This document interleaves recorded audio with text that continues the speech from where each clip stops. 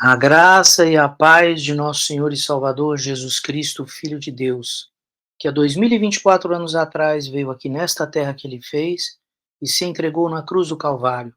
Furaram as suas mãos, seus pés, lavraram nas suas costas, colocaram uma coroa de espinhos na sua cabeça, como se ele não fosse o Rei dos Reis que ele é, Senhor dos Senhores. Aleluia. E ele ressuscitou no terceiro dia, como dizem as Escrituras e como comprovam testemunhos de milhões de irmãos. E ele diz: aquele que me ama, guarda as minhas palavras. E nós estamos aqui lendo as palavras que Jesus nos ordenou que lêssemos para o nosso conforto, para aumento da nossa fé. Aleluia. E nós estamos lendo o livro do profeta Isaías, um dos profetas que Jesus mais citou na Bíblia. Aleluia. Durante sua passagem aqui na terra. Então nós vamos ler agora os capítulos de Números 38, 39 e 40, para a glória do Senhor Jesus. Senhor meu Deus, em nome de Jesus, abençoa esta leitura bíblica para o aumento da nossa fé. Amém, amém, Senhor Jesus. Então vamos ler Isaías, capítulo 38, a doença e a recuperação de Ezequias. Por esse tempo Ezequias ficou doente e estava para morrer. O profeta Isaías, filho de Amós, foi visitá-lo e transmitiu-lhe a seguinte mensagem: Assim diz o Senhor: ponha suas coisas em ordem, pois você vai morrer. Não se recuperará dessa doença. Quando Ezequias ouviu isso, virou o rosto para a parede e orou ao Senhor. Ó Senhor, lembra-te de como sempre te servi com fidelidade e devoção, e de como sempre fiz o que é certo aos teus olhos. Depois, o rei chorou amargamente.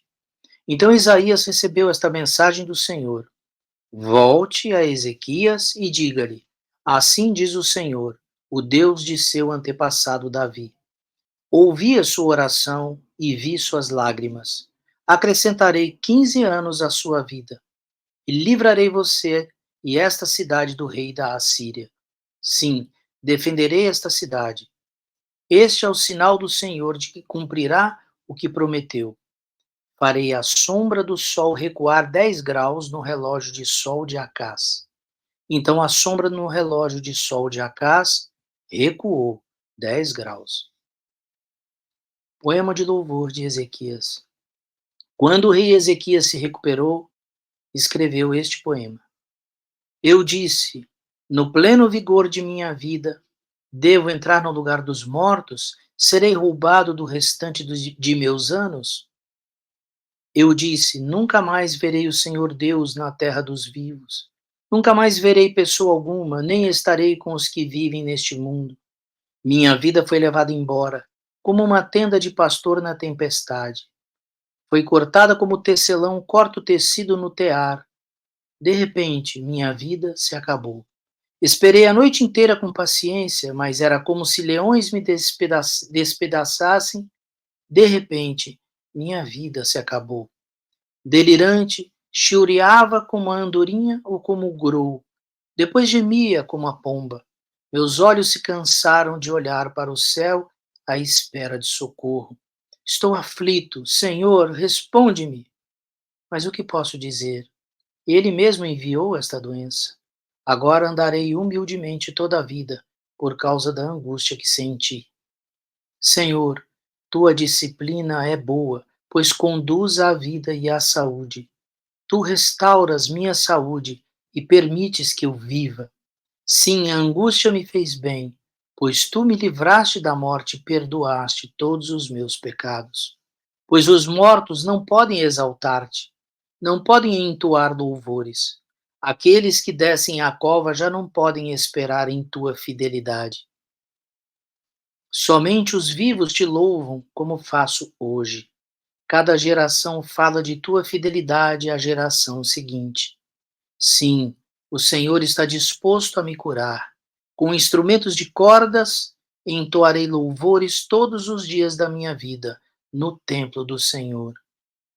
Isaías tinha dito aos servos de Ezequias: preparem uma pasta de figos e coloquem-na sobre a ferida, e Ezequias se recuperará. Ezequias tinha perguntado: que sinal o Senhor dará como prova de que irei ao templo do Senhor? Isaías, capítulo de número 39. Mensageiros da Babilônia. Pouco tempo depois, Merodach-Baladã, filho de Baladã, rei da Babilônia, enviou cartas e um presente para Ezequias, pois soube que o rei tinha estado muito doente e havia se recuperado. Ezequias recebeu com alegria os mensageiros babilônios e lhes mostrou tudo o que havia na casa do tesouro: a prata, o ouro, as especiarias e os óleos aromáticos. Também os levou para conhecer o seu arsenal e lhes mostrou tudo o que havia nos tesouros do rei. Não houve nada em seu palácio, nem em seu reino, que Ezequias não lhes mostrasse. Então o profeta Isaías foi ver o rei Ezequias e lhe perguntou: o que esses homens queriam? De onde vieram? Ezequias respondeu: vieram da Babilônia, uma terra distante. O que viram em seu palácio? Perguntou Isaías. Viram tudo, Ezequias respondeu. Eu lhes mostrei tudo o que possuo, todos os tesouros. Então Isaías disse a Ezequias: ouça essa mensagem do Senhor dos Exércitos. Está chegando o dia em que tudo em seu palácio, todos os tesouros que seus antepassados acumularam até agora, será levado para a Babilônia. Não ficará coisa alguma, diz o Senhor. Até mesmo alguns dos seus descendentes serão levados para o exílio. Eles se tornarão eunucos e servirão no palácio do rei da Babilônia. Ezequias disse a Isaías: a mensagem do Senhor que você transmitiu é boa. Pois o rei pensava: pelo menos haverá paz e segurança durante minha vida. Isaías, capítulo de número 40. Consolo para o povo de Deus. Consolem, consolem meu povo, diz o seu Deus. Falem com carinho a Jerusalém. Digam-lhe que seus dias de luta acabaram e que seus pecados foram perdoados. Sim, o Senhor a castigou em dobro por todos os seus pecados. Ouçam, uma voz clama: abram caminho no deserto para o Senhor. Preparem para nosso Deus uma estrada reta na terra desolada. Aterrem os vales, nivelem os montes e as colinas, endireitem as curvas, tornem planos os trechos acidentados. Então a glória do Senhor será revelada e todos a verão. O Senhor falou. Uma voz disse: clame. E eu perguntei: o que devo clamar? Anuncie que os seres humanos são como capim, sua beleza passa depressa, como as flores do campo. O capim seca e as flores murcham quando o Senhor sopra sobre elas. O mesmo acontece aos seres humanos. O capim seca e as flores murcham, mas a palavra de nosso Deus permanece para sempre. Ó Sião, mensageiro de boas notícias, grite do alto dos montes. Grite mais forte, ó Jerusalém, grite sem medo. Diga às cidades de Judá: seu Deus está chegando. Sim, o Senhor soberano vem com poder, com um braço forte governará. Vejam, ele traz consigo sua recompensa. Como pastor, ele alimentará seu rebanho. Levará os cordeirinhos nos braços e os carregará junto ao coração. Conduzirá eternamente as ovelhas com suas crias. Não há outro como o Senhor. Quem mais segurou os oceanos nas mãos? Quem mediu os céus com os dedos? Quem mais sabe o peso da terra ou pesou na balança os montes e as colinas? Quem pode orientar o Espírito do Senhor? Quem sabe o suficiente para aconselhá-lo ou instruí-lo? Acaso o Senhor já precisou do conselho de alguém? Necessita que o instruam a respeito do que é bom? Alguém lhe ensinou o que é certo ou lhe mostrou o caminho da sabedoria? Não, pois todas as nações do mundo não passam de uma gota num balde.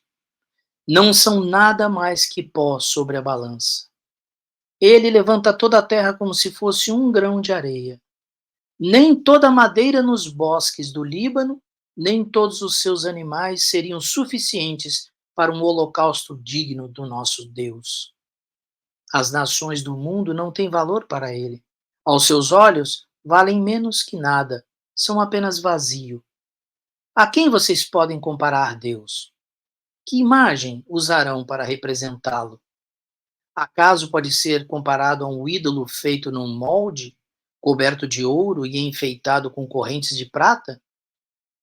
Quem é pobre demais para ter um ídolo desses pode escolher madeira que não apodrece e um artesão habilidoso para entalhar uma imagem que não tombe. Acaso não ouviram? Não entendem? Estão surdos para as palavras de Deus, palavras que ele falou antes que o mundo existisse? Será que são tão ignorantes? Deus se senta acima do círculo da terra. Para ele, as pessoas lá embaixo parecem gafanhotos. Estende os céus como uma cortina e faz com eles sua tenda. Julga os poderosos do mundo e reduz todos eles a nada. Mal são plantados, mal chegam a criar raízes, logo murcham, quando sopra sobre eles. O vento os leva embora como palha. A quem vocês me compararão? Quem é igual a mim? Pergunta o santo. Olhem para os céus. Quem criou as estrelas? Ele as faz sair como um exército, uma após outra, e chama cada uma pelo nome.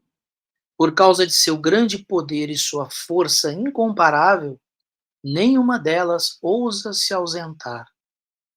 Ó Jacó, como pode dizer que o Senhor não vê o que se passa?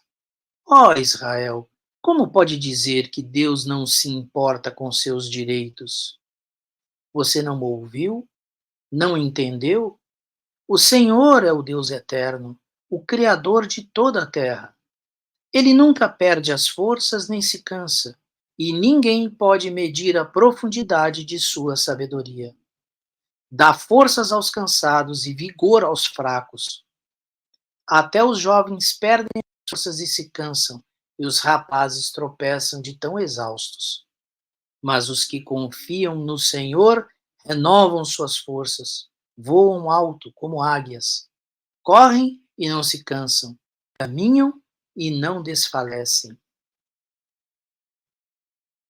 Aqui terminam as palavras dos capítulos 38, 39 e 40 do livro do profeta Isaías. Senhor Deus Jeová, nós te agradecemos o direito de lermos esta palavra, que seja aumentada a nossa fé. Em o nome de Jesus. Amém. Amém, Senhor Jesus.